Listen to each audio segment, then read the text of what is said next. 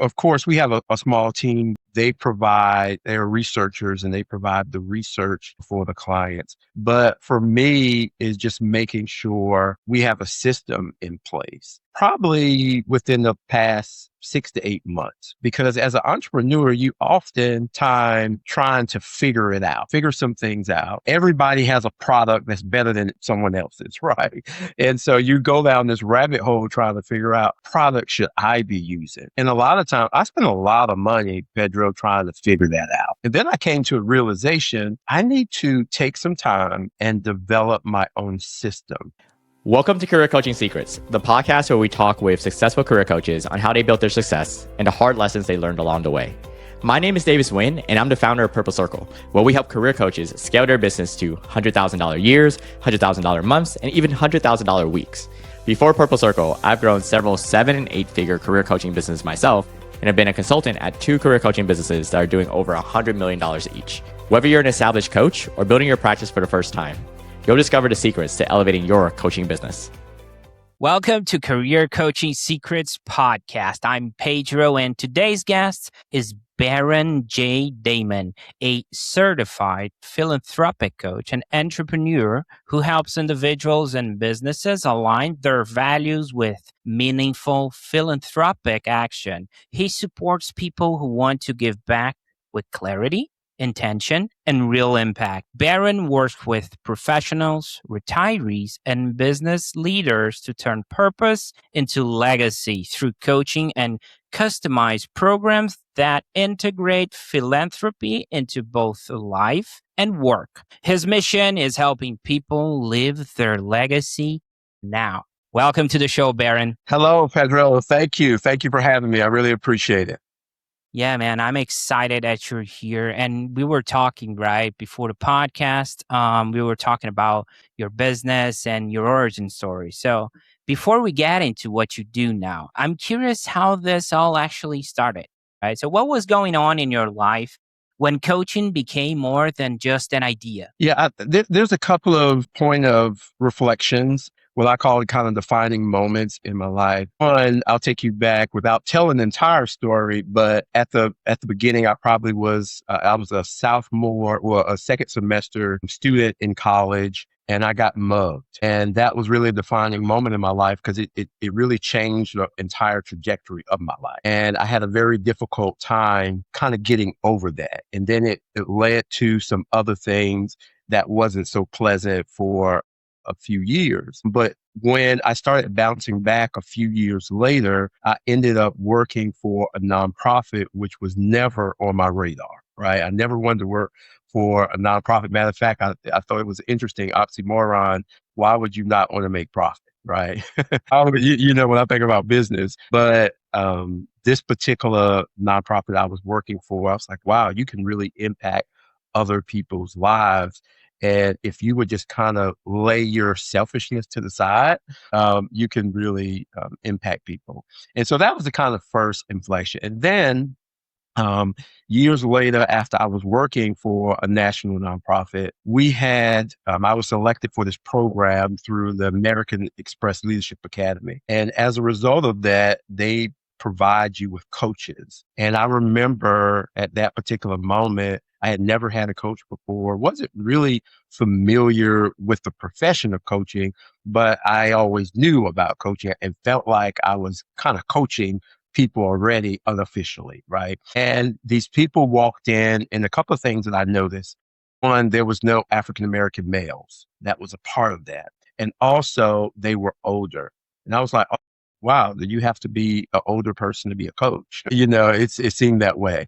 And then, of course, realizing that's not the case at all. And the coaches that I spent time with during that program, they were great, but it wasn't rocket science, right? And as a result of that, I really got interested in how can I, help people on a deeper level, and not just advice, but really getting to know the person from being curious and asking some great questions. Oh my God. Yeah, I can resonate with that. I got mugged too. And the feeling is so unique, right? It's like powerless feeling. So Right. it's Hopelessness. Yeah, hopelessness. All right. Yeah. And then you went to non-profitable. What an interesting journey you have. So, at what point did it stop feeling like a side thing or a calling and start feeling like an actual business you were responsible for? Yeah, like a lot of entrepreneurs, there's always that part-time piece, right? And you could do that part-time business for a number of years. And I definitely did that. I'm a third generational entrepreneur. I spent a lot of time with my grandfather and then my father who were entrepreneurs. But for me, when I left my role at the national nonprofit, I was a part of Big Brothers Big Sisters in 22. It becomes real, right? When you don't have that check coming in on the 15th and 30th every month, Mm. you realize this is different. It's great to be getting paid, and then that part-time, side hustle kind of income is awesome. But when that stops, you gotta, make some changes and adjusting accordingly. It doesn't feel like a hobby anymore, right? It's like, hey, we gotta get moving. We gotta do something about it. Yeah, 100%. I get that. That's right. And once you were out there helping people, right? Who did you naturally end up attracting? When did you realize, yeah, these people is the one I work best with? Yeah. So we were that same year, I left Big Brothers in August of 22, but early that summer, we were in Portugal traveling, and this guy reached out to me. He was a financial advisor. And he reached out to me and he said, Bear, I've been trying to find somebody to be on our podcast called Family Bonds, and I found your information and was wondering if you would consider being on a podcast. And at first I thought I was like, I don't know about this. I had never been on a podcast at that point, and I started doing some research. It was legit. And, he was advisor out of New York.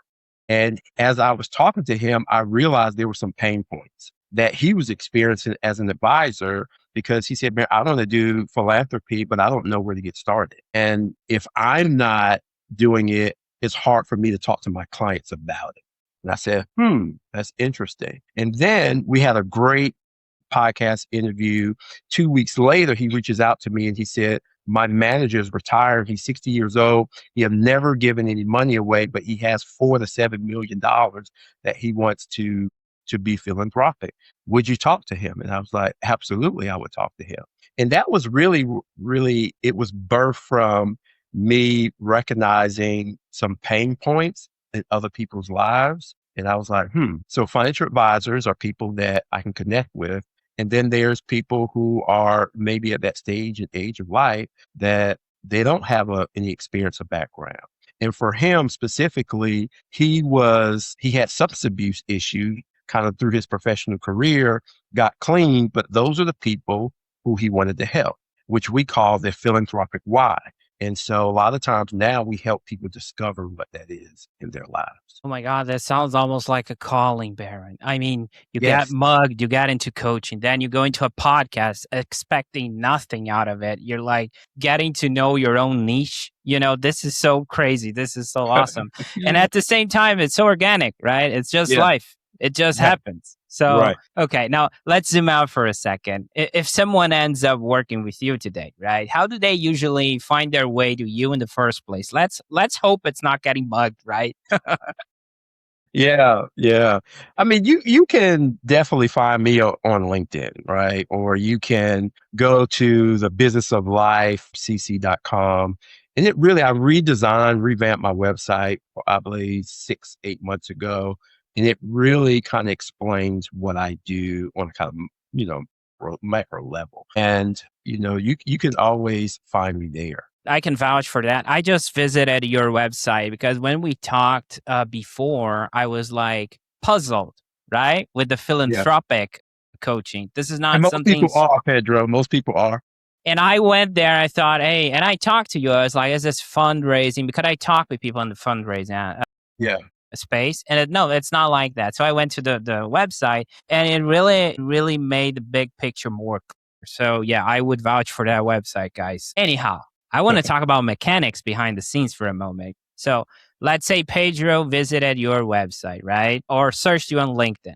Okay. So when someone decides to work with you, What does that actually look like from their perspective? Yeah. And so we have this introductory call, what I call the discovery call.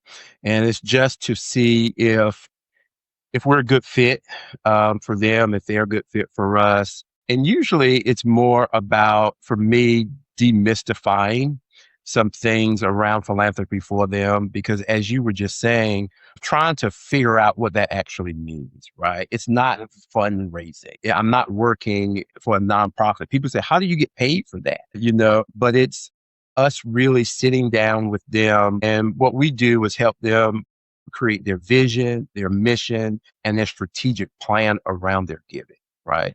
And we do that on the individual and the corporate side. So that individual will come to us, we have our discovery call, and then if we work together, we take them through this process kind of that we've created to make sure they are getting the most out of what their desires in terms of their values, and we help them align with their giving. Yeah, keyword, I think it's alignment, right? And that Yeah, vibe check to see if it's not about right or wrong. It's about, does this make sense? Are we going to connect, right? Does this yeah, really make sense? And actually connecting with the goals, right? What they expect yeah, to happen. So, yeah. I mean, your work seems pretty involved. We're talking about discovery calls and not on top of that, managing clients, right? So, how do you think about managing your time and energy so the business don't start owning you, for example? Yeah.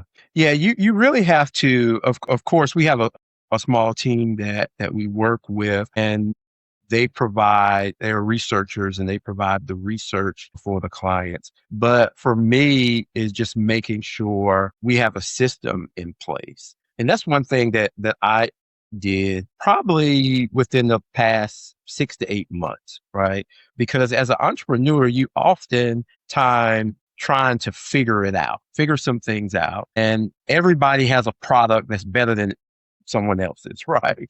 And so you go down this rabbit hole trying to figure out, what product should I be using? And a lot of time, I spent a lot of money, Pedro, trying to figure that out, right? And then I came to a realization was I need to take some time and develop my own system. And then once I develop my system and know what I need, then I can reach out to others and say, hey, I need this, instead of having this kind of blank slate and saying, oh, I need all of these different things, not really knowing if you need it or not. For example, a sales funnel. We all know about sales funnels. I had a sales funnel probably 3 or 4 years ago, but guess what? I really didn't need a sales funnel because I had all these multiple businesses that I couldn't track, right? People in that process. Now I'm starting to have a sales funnel because I'm focusing on philanthropy kind of, one area.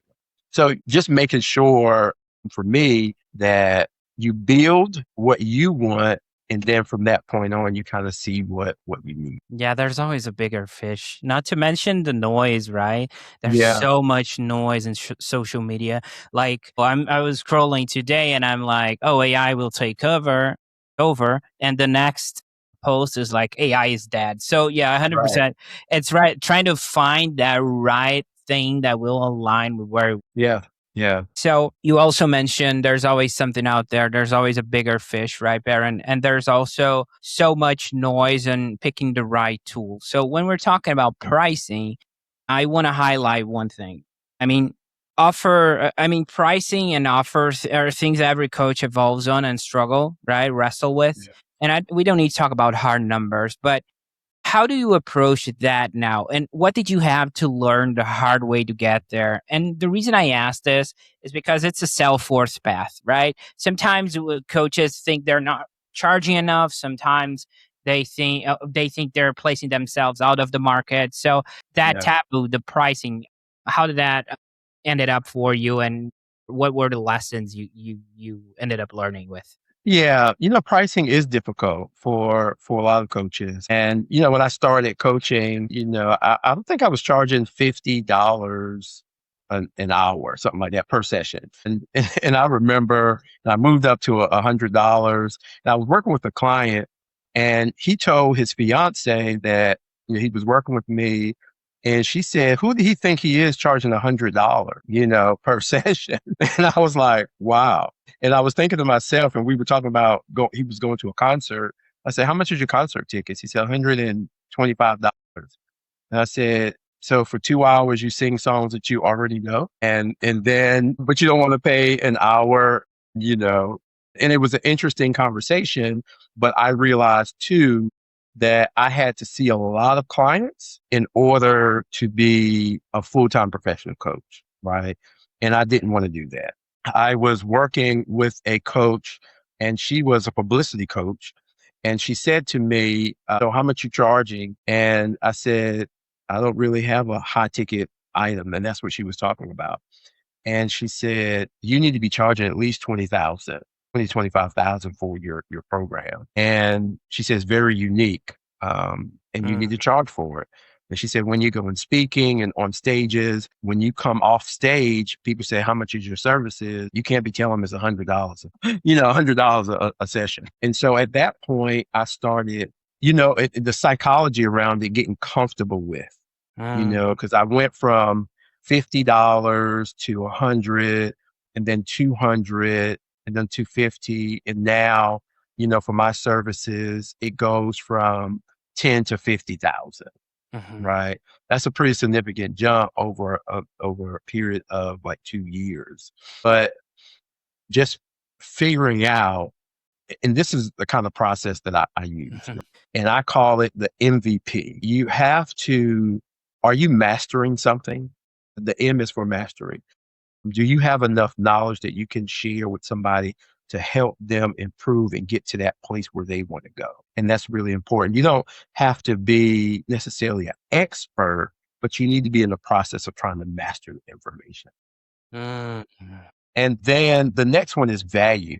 The V stands for value. Now, is your product valuable to others or is it just valuable to you? I had a friend who had a lot of content. He had a business, but nobody really valued the information like he did. So when he tried to sell the business, he hasn't been able to sell it. So does it add value?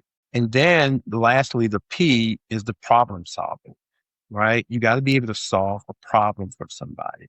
And so now when I think about my cost, I think about, am I providing MVP services? Am I mastering the information? Am I adding value? Am I solving a problem for them? And if I meet that criteria, I can charge what I desire to charge. That resonates with me a lot. And I'm going to tell you why. I'm also a career coach, right? So, but I'm in the early days and I was charging hourly rate. And I was talking with people just like you on the podcast.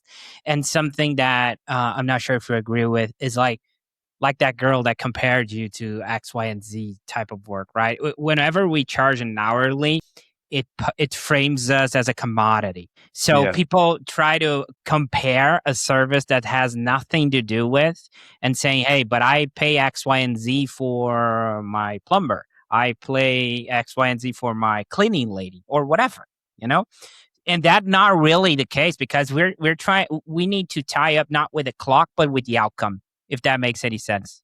Yeah. Yeah. Yeah. 100%. The outcome. And that's what people want to see, right? They want that transformation, right? And they want to be able to see that outcome so they can know that what they have invested in, it helps them solve that problem. Interesting. Yeah. Okay. And looking forward a bit, Barron, what's the direction you're aiming this business towards? I mean, are you thinking more about growth, leverage, building a team, or refining what already works? What feels most exciting right now? Yeah. I'm excited. I mean, the work that I get to do, you mentioned earlier, Pedro, about a calling. Every day I wake up, I'm excited, because I've created a business that's a win-win situation, right? Even if people don't work with me and I can educate them and they could still help their community, I still win, right? So what excites me is, and I'm a builder, so continue to build my process out. We can serve, the more clients we serve, the more community impact that we have. And so I use what I call the 3 I's, right? I want to have impact. And I think you and I talked about this in our first call. I want to have impact in people's lives. And I want to be able to influence them as well. People that I can't impact directly, I want to have a product that still influences them. And then I want to make income over these next, 3 to 5 years, 1 for years, continue to strengthen my system and what I've been putting in place because it's still relatively young. I'm still, answering questions, doing deep analysis on it.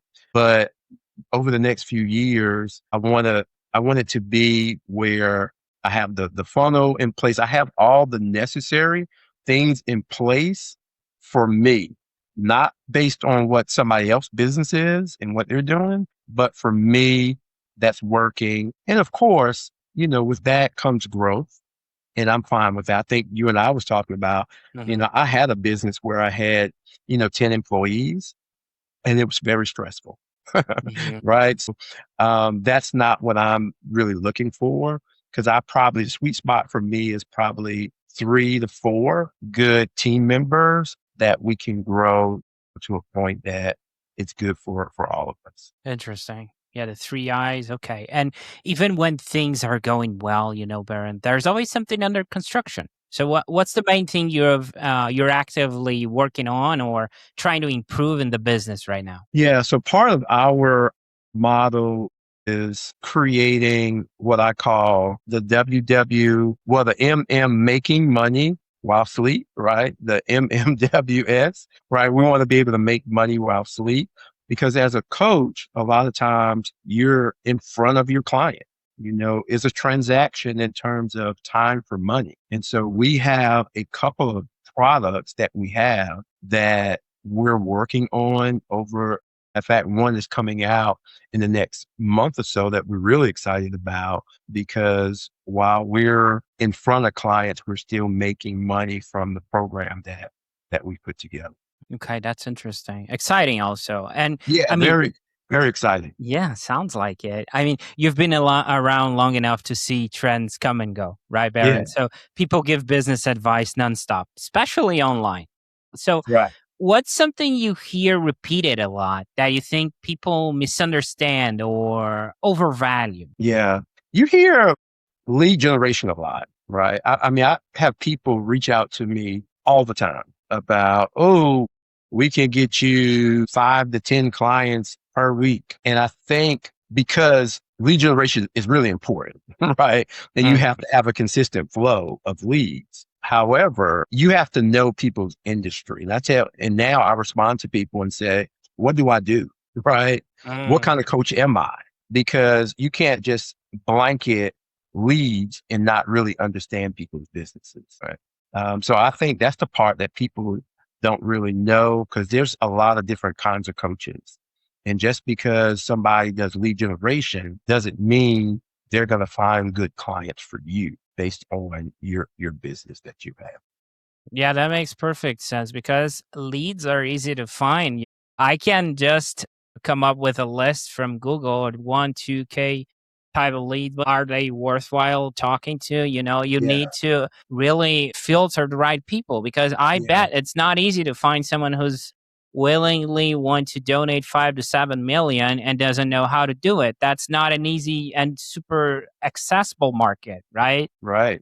And I don't just work with wealthy people, but that's a part of it, right? Those are some what we call a high net worth individuals who may have that kind of disposable income as well. But yeah, you have to know the industry that you're in. That's where the mastery and really understanding who your client is and how to approach that client. I got curious for a moment here, and I want your expertise on it. Have you ever talked with a potential client that you felt the philanthropy was kind of too much transactional and not really aligned with philanthropy actually means? Yeah, yeah, people check boxes in everything that they do, right? And philanthropy is no different.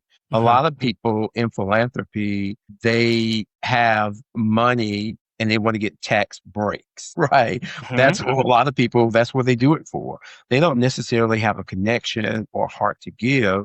They just really want to save money. I mean, it's almost like, hey, the more money I give, and that's what we talk about donor advised funds, right? If you can put your money in a donor advised fund and kind of leave it there, and that money will grow over time. Now that person cannot get that money out of the donor advised fund, but if it just sits there, it defeats the purpose of it being in there. It's a vehicle to actually give away. And when we find that people are not giving the money away that they set aside to give, that lets you know where they are. Interesting. Okay. Yeah. Now back to the advice. On the flip side, what's something boring or not as hyped that you wish more people actually paid attention to? Pay attention to, I was thinking about this earlier, and I'll tell you a quick little story, maybe will kind of highlight. We purchased a house, my wife and I, our first house when we were in South Carolina. And, because the house was built, there was no grass. It was just dirt, right? And so this guy came by and he said, "Oh, we sell sprigs." And he said, "You just put the sprigs out and then you have to just water them." And I'm thinking, I didn't know anything about sprigs. I know that people come and have those carpets, the carpet grass that they lay out in different squares, right? And you can have a whole yard in a couple of hours. Sprigs works very differently. I thought, Pedro, the sprigs were all connected together, but they were separate. It was sprig here, sprig here, sprig here. And what happens is you have to water it like all the time, a couple of times a day. And it takes a while for them to actually connect, right? And so what I think people kind of overlook is the amount of time and effort you have to put into something, right? You got to go out and water that thing like a lot. And it's, we live in this microwave society where, you look on Instagram and Facebook and all these different platforms, TikTok, and be like, wow, I can do that. I can just, make $500,000, $1 million, and I don't have to really water it, right? And I think that's one of the misconceptions that's out there that's really kind of hurting people. You reminded me of a quote from Warren Buffett. He's like, the get rich slow schemes are not that popular. Yeah. You Yeah, need to, exactly. you need to water it. You need to, really build that so it pays off eventually. But in social media, we have this almost instant dopamine influx, right? An 8-second video, and we're like always into the next Yeah. noise. So yeah. The moment, on the video, David was talking about, sometimes you guys intentionally do these viral moments so people can see that it doesn't always translate to more customers, right? You can have it go viral, but it may not, get you all these customers that you think you're going to get. You still have to spend some time investing into those clients and making sure they're the right ones and the right fit for you all and all of that. Yeah, you have to attract the right people at the end of the day. It doesn't matter if you got, like we were talking about, lead quality, lead influx. It doesn't matter if we have people that actually are not your potential buyers. That makes perfect sense. Yeah, 100%. I love that. Man, before we close this out, if someone resonated with what you shared and wants to follow your work, and I know you kind of browsed through it at the start of the podcast, but where should they go? Yeah. Go to the businessoflifecc.com. I think that gives you a great starting place. And then just set up a appointment with us, sometime, a discovery call, so we can hear your heart and what you desire to do. This is not about, I don't want people to listen to this and say, oh, you got to have millions of dollars to be a philanthropist. One of the things that we talk about, philanthropy is the love of mankind, right? That's what the definition is. And we want people to use their time, their talent, and their treasure, right? And the treasure doesn't have to be a lot. It just has to be allocated the right way where you can make the greatest impact. So if you go to LinkedIn, people go to LinkedIn all the time and connect with me. That's a great way. And I normally always respond to that. But if you go on our website, you can reach us. And if you want to give me a call me. 919-710-1835. I would love to talk to you. And just let us know that you heard this on the podcast. Awesome. There were a few moments from this convo that really stood out to me, Barron. Getting mugged and really finding your own trajectory. That reminds me also of like Mike Tyson. And the reason it reminds me, because I also got mugged, like I said. And everyone has a plan until they got punched in the face, right? It's like Right. people get mugged and then it happens to you and then you really experience, right? And you're like, Yeah. okay, this is what it feels like. So, Yeah. and I love how that was sort of a calling and tied up with the podcast that you were invited to, and how you were able to find your own niche doing that. Because if you get mugged and people that are hearing us, they got mugged, they would probably resonate with, it's like, man, the world sucks, right? You're like, I'm not going to be open to more opportunities. This is what I'm getting out of neutral stance. Imagine if I open myself. You Yeah. were able to overcome that hardship. You saw the opportunity and you took it. So I need to commend you on that for being so open to be on that podcast and being open to be in our podcast as well. Yeah. Yeah. And I want to emphasize also the MVP, the master value and problem that you mentioned, and how cool that is, because at the end of the day, we're tied to the outcome. You need to know how to do your stuff, master. It needs to have value. So they need to have, an outcome, and you're trying to solve a problem. You're not just throwing out there for someone potentially to pick it up and say, oh, this might have something for me. It's intentional and it's aligned with who you are and what you believe in. So I really commend you on that as well. I mean, I really appreciate you taking the time and being so open with this. It was great Yeah. having you on, Barron. Well, thank you so much for having us. That's it for this episode of Career Coaching Secrets. If you enjoyed this conversation, you can subscribe on YouTube, Spotify, Apple Podcasts, or wherever you're listening to this episode to catch future episodes. This podcast was brought to you by Purple Circle, where we help career coaches scale their business to $100,000 years, $100,000 months, or even $100,000 weeks, all without burning out and making sure that you're making the impact and having the life that you want. To learn more about our community and how we can help you, visit joinpurplecircle.com.